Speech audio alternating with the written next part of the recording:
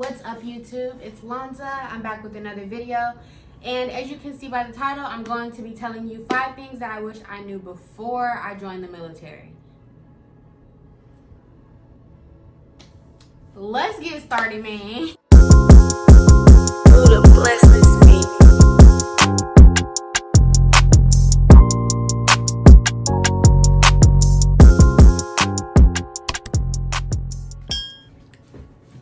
Alright, you guys, so I do have my phone right here because I wanted to make a list for you guys so that I made sure that I hit on everything that I wanted to hit on. So, the first thing that I want to talk about that I wish I would have known before I joined the military was the difference between a 4-year contract and a 6-year contract. And talking to your recruiters is great and all, but they're also going to push you to get the longest contract possible, which is a 6-year if you're joining the Air Force. So the difference between a 4-year and a 6-year contract is basically with the 6-year contract, once you complete basic training and tech school, you put on A1C, which is an E3. And then if you're a 4-year contract, you don't get automatically promoted after tech school and basic training. That is the only difference, you guys. And for me, honestly, I had signed a 4-year contract when I first came in. I was a 4-year, and at maybe a month before I went out, my recruiter was like, hey, we got this new thing. It's a 6-year contract where you automatically get promoted. And yes, it's great to get put on, it's great to put on extra stripes, but the money's not that good. And we'll talk about that later. But at the end of the day, I don't think that it's worth it. Because if you're doing the military and you're not sure that you want to do this for 20 years, then why would you sign a 6-year contract? Because a lot of people are in the situation now where they join the military and they realize that it's not the right thing for them. They want to go to school, they want to go have another job, but they signed a 6-year contract, so now they have to wait longer to get out. So at the end of the day, my personal opinion is I think that a 6-year contract is not worth it. It's not worth the extra stripe, honestly. Just wait your time, put on your stripe when it's time so that you have more freedom to do what you want. And also with a 4-year contract, when you are at a base and it's towards the end of your contract, they're more likely to present you with orders. And orders are when they say you're going to a different base. So if you want to be moved around, say you're at a bad base and you want to be moved from that base, if you're at a 4-year contract, then you're going to move quicker than a person with 6 years, because they don't really give a lot of people that have 6-year contracts orders that quick. The second thing that I want to talk about is being open general. So if you are open general, a lot of people have the impression that if you come in open general, you're going to get a med job or you're going to get whatever job that you want that wasn't available to you at home when you were with your recruiter. That is also a false statement. I know a lot of people that came in thinking that they were going to have one job, but the thing about being open general is it is a gamble. You are not guaranteed that job if you come in open general. If they don't have it available for you when you go to sit down and pick out your job, then you're not going to get it. You can put it on your list, but it's not guaranteed to happen. It's basically a gamble. I came in open general and I ended up with supply. I don't mind my job at all. It's very laid back. It's a good job for me because I have other things that I work on, like on the side. And I'll make another video about my actual job if you guys want me to. But having my free time is good for me. So I don't mind being supply at all, honestly. I don't mind it. But if you do want a specific job, just know that going in open general does not mean that you're going to get that job.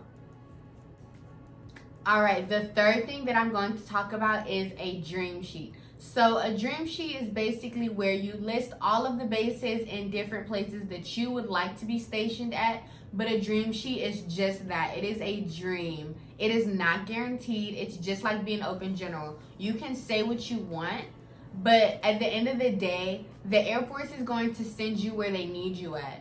So if you put down you want to go to Italy, you want to go overseas, a lot of people want to go overseas. So it just depends. It's a hit or miss on what your job is. So with me personally, on my dream sheet, I did get something that was on my dream sheet, which doesn't happen to a lot of people. But I ended up getting a base that was on my dream sheet. I traded for it, but that was completely my decision. But at the end of the day, it's where they need you at. So if they need you at a certain base, but it wasn't on your list, they're gonna send you where they need you, because at the end of the day, you have to remember that the Air Force is number one priority, no matter what.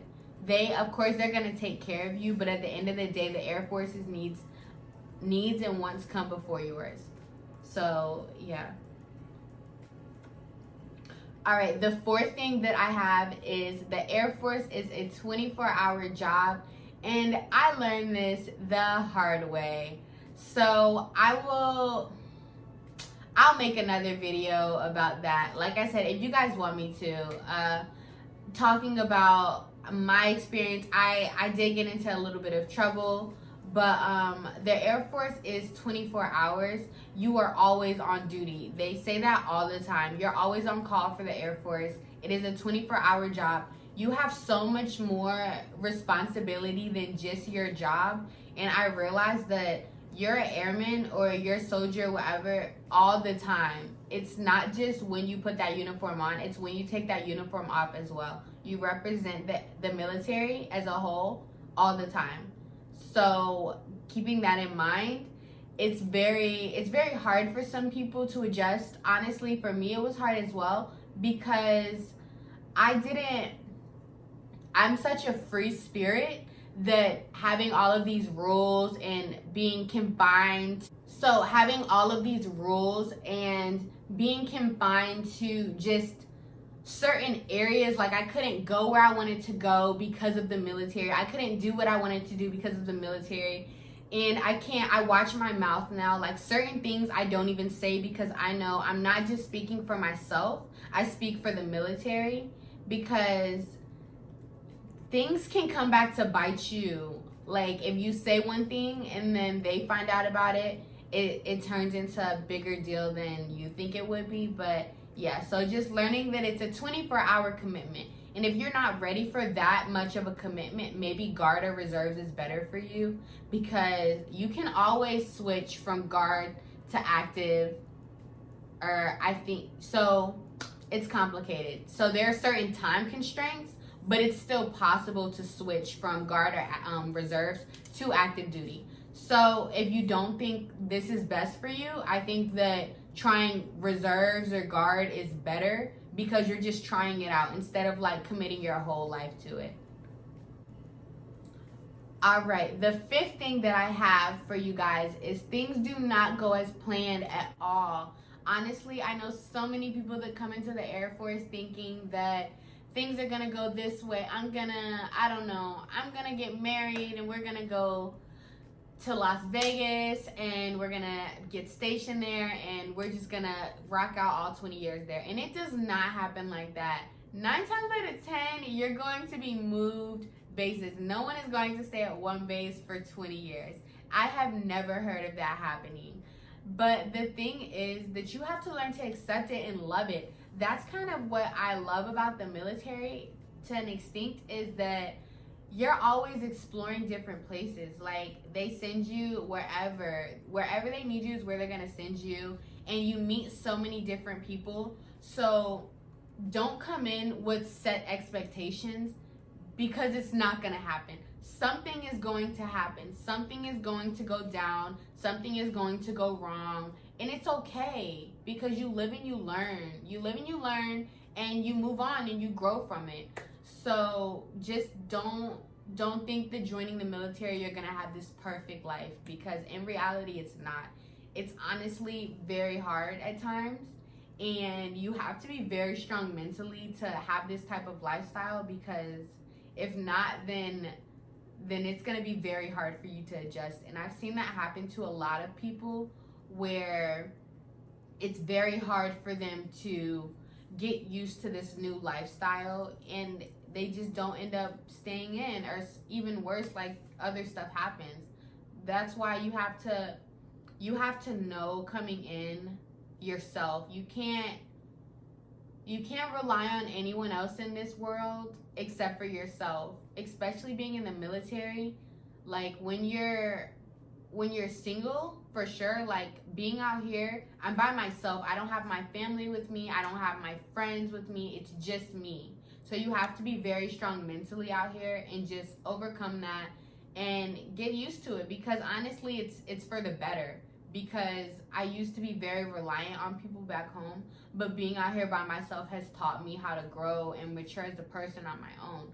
So at the end of the day, I do not regret joining the military at all. There are some things, these tips are things that I wish that I would have known before coming in. So I hope that this video helped you all out. Thank you so much for watching. You can always message me with questions if you have any before basic, or even if you're in the military, and I will try my best to help you out. Thank you so much. Make sure you like, comment, and subscribe, and I'll see you in the next video.